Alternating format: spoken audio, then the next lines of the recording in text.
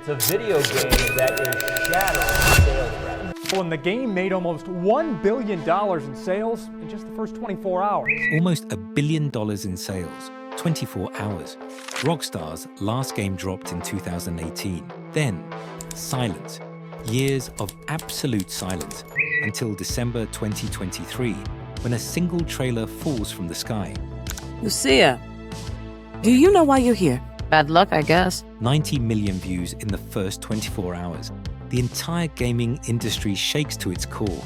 No pre-launch events, no influencer campaigns, just a YouTube link.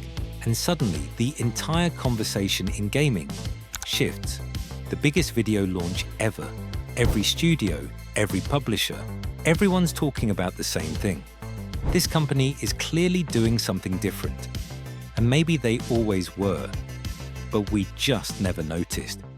Here's the thing that'll blow your mind. The slow burn illusion. Let me ask you something. Why does everyone think Rockstar is slow? I mean, look around. Ubisoft drops an Assassin's Creed every single year. EA pumps out FIFA annually like clockwork. Activision, Call of Duty is basically their calendar. So naturally, when Rockstar takes nearly a decade to craft one game, they seem sluggish, right? Wrong. Dead wrong. See, being slow and being irrelevant, those are two completely different beasts. GTA 5 still appears in the top-selling games list every quarter. Let that sink in.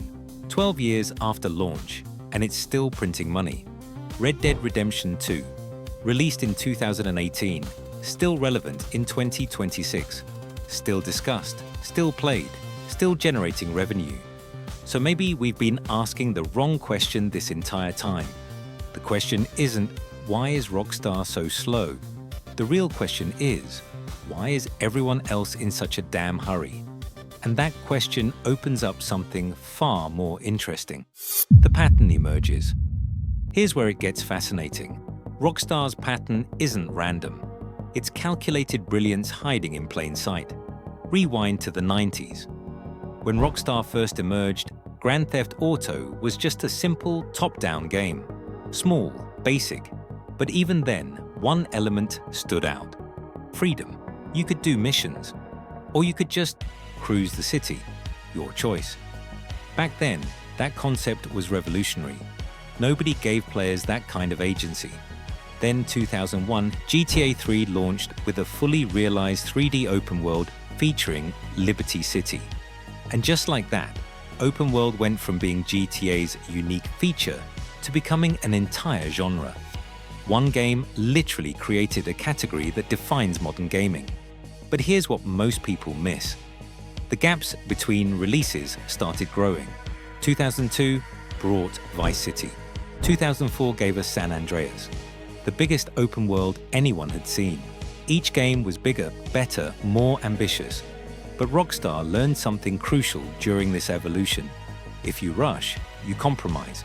And compromise means mediocrity. And mediocrity? That's the one thing Rockstar refuses to tolerate. Watch the timeline stretch. 4 years later, 2008, delivers GTA 4. Then 5 years for GTA 5 in 2013. The gaps widened, but so did the quality. This wasn't laziness, this was strategy. And the Red Dead series tells the same story, doesn't it? The madness of perfection. The Red Dead Redemption concept was born in 2001. The game didn't release until 2010, 9 years of development. Then Red Dead Redemption 2 took another 8 years. 8 years for one game. That sounds absolutely insane when you say it out loud, doesn't it? But here's where your jaw should drop. Every single blade of grass in Red Dead 2 looks realistic. Every NPC follows a fixed routine. Every tiny detail feels handcrafted by someone who genuinely cared. That level of craftsmanship is only possible when time isn't your enemy. It's your tool. And this is where the real pattern crystallizes. Rockstar doesn't make games, they build worlds. Living, breathing universes that exist whether you're playing or not. And worlds take time. But the payoff is something no annual release can ever touch. The numbers don't lie. Let's talk cold, hard numbers because numbers never lie. And these numbers are absolutely staggering. GTA 5 has sold over 200 million copies. It's the second best-selling game of all time, right behind Minecraft. Red Dead Redemption 2 surpassed 65 million copies, but sales are just one piece of this puzzle. The real story is longevity. Call of Duty releases a new game every year, and each one has a lifespan of 12 months. Then the next title drops, and the previous one becomes irrelevant. It's a hamster wheel of content. GTA 5 released once, and it's been dominating for 12 straight years. That means Rockstar earns from one release what other companies can't achieve with 10. Financially, this isn't just smart, it's genius-level strategy. Every launch feels like a cultural event, not just another Tuesday release. Remember when the GTA 6 trailer dropped in December 2023? Want to know what happened next? Studios started quietly delaying their games.